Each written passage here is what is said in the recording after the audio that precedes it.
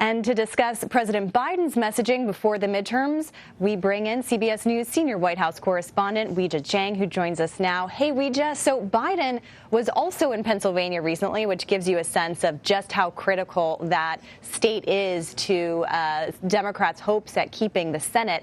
But Biden's also been kind of talking a little bit about, unveiling a new message. I want to play some sound about what Biden's been saying over recent days. It's mega-MAGA trickle down. You have what I call the mega-MAGA Republicans. Republicans are doubling down on their mega-MAGA trickle-down economics that benefits the very wealthy, failed the country before, and will fail it again if they win. All right, so mega-MAGA messaging, say that 3 times fast. What's Biden essentially trying to signal here? So for weeks now, we have seen a very clear strategy from President Biden, which is to focus on his accomplishments, to focus on the agenda items that he has been able to tick off in the first 2 years, rather than headlining these massive rallies that previous presidents have tended to do. But now we are seeing a shift.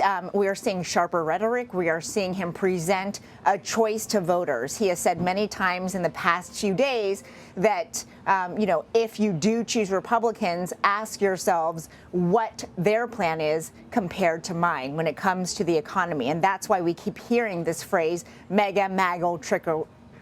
You're right, I can't even say it once.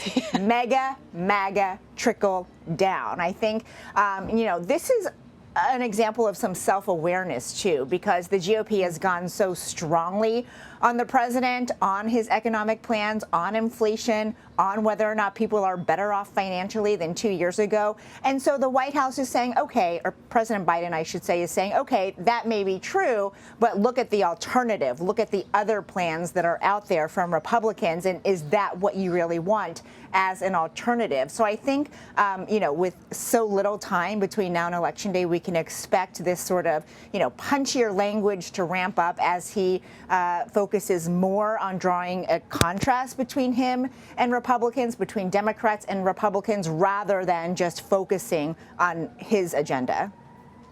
Yeah, Weijia, it's really interesting because, when you are the president of the party in power with low approval ratings, it's not as if you are getting all sorts of invites from people around the country running for office wanting you to come.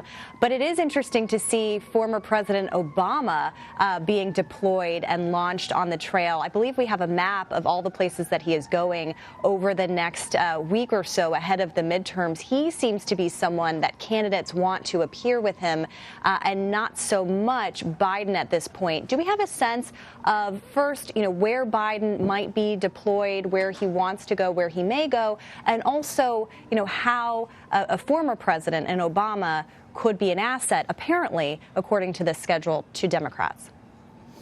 So President Biden claims that he has been invited by more than a dozen candidates to stump with them, especially in the coming days. And the White House was specifically asked about this during today's press briefing. And the press secretary, Karine Jean-Pierre, would not commit to any states or dates or timelines for where the president may or may not be. But surely we can expect that he will appear in states that he hasn't yet. There are several states in which there are very tight races that he has not had a big presence in. Arizona, Wisconsin, even North Carolina could be one. So, as the elections approach, I think that his travel schedule will ramp up. But you're absolutely right, Caitlin. As of now, he hasn't really been out there with candidates, and that is by design because, frankly, you can't run away from the fact that, his approval ratings seem to be stuck at 40%, may have dipped in some polls. And I think that they are aware of that maybe he's not the best messenger right now to try to rally people and get excitement together. That is exactly why he has focused so much on the issues, right? On things that he says he has done, that he is doing to make lives better for people. But when you have someone who is just naturally charismatic, like former President Obama, it's not really surprising that he's been invited sort of in place of President Biden because, historically he has been able to excite the base to make sure people turn out for the vote and perhaps even change some minds of undecided voters between now and then. Yeah, especially in a midterm election when it's all about turning out your base of support and giving them something to turn out for. Weijia Jiang, as always, thank you so much. Good to see you. You too.